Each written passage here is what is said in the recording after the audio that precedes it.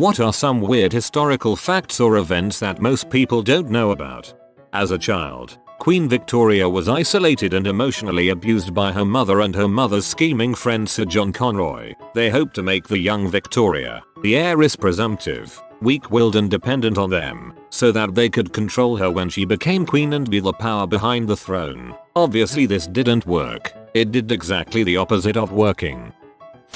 The only reason King Tut is considered famous is because his tomb was one of few untouched by tomb robbers because he was that unimportant. All major pharaohs had their tomb robbed and Tut's was the first tomb discovered during the time with everything intact. He wasn't an influential or all that memorable pharaoh of his time. King Tut is to King Edward VI of England, too young to rule and died too early to be effective.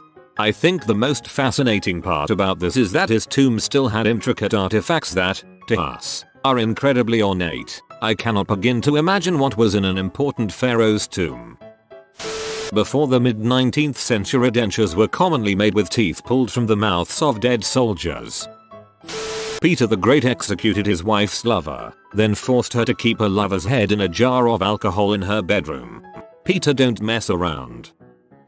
Thomas Jefferson had ram as a pet. He called it the abominable animal. It was aggressive as heck, and Jefferson usually tied it outside buildings he was in, and it attacked a lot of people just walking by. It killed a boy even. He only had it killed once it started attacking his other sheeps. WTF Thomas. Gladiators endorsed products like modern sports stars do. Eastern spices taste so good. Albert Einstein could have been president of Israel when it was formed, but he declined. Classics Sheen. A spiritualist who believed in harnessing orgone, as in orgasm, energy sent Einstein what is fundamentally a nonsense machine for harnessing the energy. Einstein spent an afternoon trying to analyze this thing before sending an apologetic letter explaining that this machine was just nonsense. The first vibrator. Benjamin Franklin wrote an essay about farts, and another about how young men should sleep with old women.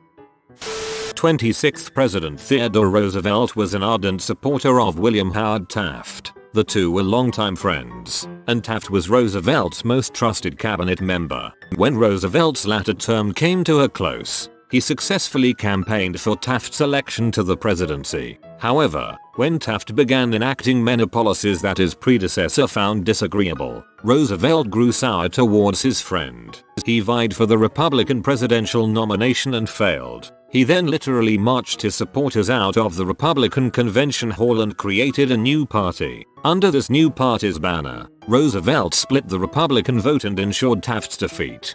The Bull Moose Party. Teddy didn't take no bull. Thomas Jefferson collected so many books in his lifetime that he would go into debt. After the British burned Washington, D.C. in the Battle of 1812, he sold most of his books to the Library of Congress to replace those that were lost in the fire. Jefferson had spent 50 years accumulating a wide variety of books in several languages and in many subjects, including philosophy, science, literature, architecture, law, religion, and mathematics. The nearly 6,500 books netted him $23,950.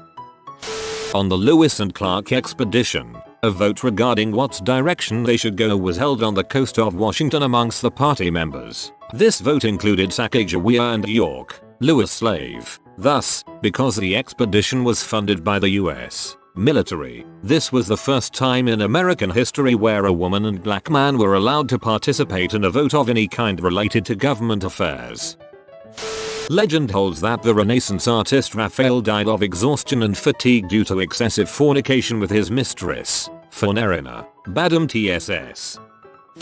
Hitler's original plan for the Jewish was to deport them to Madagascar. When that failed for obvious reasons, mass forever sleep was the backup. Over 1/3 of the men who served in the Waffen-SS were neither German nor ethnic German. Common or ethnic German. I think it's pretty safe to say that none of the people who served in the Waffen-SS were very ethical people. The sound made by the Krakatoa volcanic eruption in 1883 was so loud it ruptured eardrums of people 40 miles away, traveled around the world 4 times, and was clearly heard 3,000 miles away. That's like you standing in New York and hearing a sound from San Francisco. You didn't have to be ethnically Spanish to be a conquistador. There were conquistadors from England and Germany, but the rules to become one involved Hispanicizing your name and converting to Catholicism if you weren't already Catholic. Hernando de Soto is responsible for the collapse of several North American civilizations and the death of untold millions of people. He and his band of men were the first Europeans to make a concerted expedition into what's now the USA. He started in Florida and eventually his men made it to Louisiana, with many detours along the way. De Soto dies along the way, but that's unimportant. What's important is that they brought about 300 pigs with them for food because they breed quickly and can live off of almost anything. Unfortunately, they also serve as a host for various diseases that humans are susceptible to. Lots of the pigs escaped, reproduced, destroyed farmland, and spread diseases. By the time the next Europeans came to those areas, the civilizations De Soto and his men saw had utterly collapsed and the population had catastrophically fallen as well. Similarly, the vast numbers of buffalo and passenger pigeons are thought to be a result of the death of North American native peoples and the collapse of their civilizations, particularly the ability to maintain agricultural systems. That's also thought to be tied to a period of global cooling as an entire continent's worth of people stopped using fire to control plant growth and forests expanded massively, resulting in vast amounts of CO2 being pulled from the atmosphere. Magellan is not the first person to circumnavigate the globe. He never made it. He died in the Philippines. There was a 100-hour war between El Salvador and Honduras in 1969. The war caused the death of about 3,000 people. The war was triggered by a football, soccer, game. It has been known as the Football War. And we still hate each other to this day. Also, I love your username. It is common practice to wear the bottom button of a vest waistcoat undone. Sometimes, vests are even cut with the bottom edge curving away so that the button is purely decorative. The reason for this is that WWII of England was a fatus. He undid his bottom button for gut comfort, and it turned into the style as courtiers imitated him. Relatedly, the fashion of wearing wigs, which prevailed in European fashion for 150 years, started because the French king got bald and needed one. The Roman Senate of the Roman Republic wasn't officially supposed to be a legislative body with authority to pass laws. Officially, it could only recommend legislation to the magistrates, who didn't technically have to obey. However, there was an extremely strong precedent to obey official advice from the Senate, so it almost always was followed during the Republican period. During the Empire, the authority of the Senate was reduced further. It's worth noting, however, that the Senate didn't only issue advice outside of legislative issues. They did have other authorities and powers in addition to the immense influence they carried. Something I always like to talk about. There once existed an alleged theoretical state of war that lasted 335 years and 19 days, and was between the Dutch and an archipelago off the coast of southwest England called the Isles of Scilly. What's more, there were no casualties, because the Dutch forgot that they were at war with the Isles. It wasn't until a Scilly historian contacted the Dutch about the war in 1985 and received the information that the war was still technically ongoing, that a peace treaty was signed in 1986. Just imagine if they gathered to end this war and the leaders started arguing about who won, so much so that a real war would break out. Fidel Castro actually wanted to be allies with America, since they were only 70 miles north, a world superpower, and Cuba desperately needed economic assistance, but because of containment and strong anti-communist sentiment, Eisenhower and Nixon both refused to meet him, so Castro turned to the other world superpower, the Soviet Union, for economic assistance, and Khrushchev welcomed him with open arms, and that's how the Cuban Missile Crisis began. Not really weird, but a fun piece of history that not many people know about is the origin of an announcer calling a horse race. On the 5th of February, 1927 in Tijuana, Mexico, there was a film being shot at the racetrack. A track official noticed the way a director was using a microphone and a loudspeaker to direct his crew and actors during the filming. The idea came to him that if he had a microphone set up in the steward's booth that led to a set of speakers, he could call the positions of the horses like a director gave direction. Later that day, he had it set up without telling any of the patrons to the track about it. When people first experienced it, they were extremely confused. Before that, people would keep track of the horses themselves with binoculars and often were unable to get a great view at certain angles. After they got used to it, they loved hearing a race being called and it became an everyday thing at that small track. Now, it's an extremely important part of modern day racing all across the world, and even people that aren't familiar with the sport know about it. During his travels in Africa, the guy that invented Jameson liquor bought an 11-year-old girl as a slave and then fed her to cannibals just to see what it was like. He sketched while they ate her. Typing hard, you sick bee. In medieval times, the accused often faced a trial by ordeal, where they were forced to stick their arm into a vat of boiling water. If their arm emerged unscathed, it was believed God protected them, thus proving their innocence. They also had a trial by iron up to the 18th century, where you had to hold a red-hot iron bar in your hand and run a specified distance. The hand would then be wrapped up and you would wait a few days. If your hand skin was corrupted when the bandages came off, then that was God deeming you guilty and you were hanged. Simpler times.